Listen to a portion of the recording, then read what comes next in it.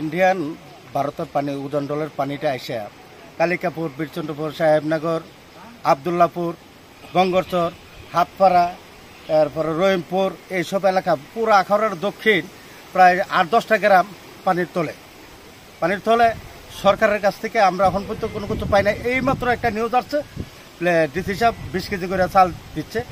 আমরা যারা তালিকা করে দিচ্ছি তারা এখন রহিমপুর স্কুল থেকে যারা অসহায় মানুষ আছে পানিবন্দী হয়ে রয়েছে তারা বলছে গ্যাসে আনার জন্য। আশ্রয় প্রকল্পটা আবদুল্লাপুর প্রাইমারি স্কুলে প্রায় 21টা ফ্যামিলি এখানে পানি তারা আশ্রয় দেওয়া হয়েছে। করতে যাও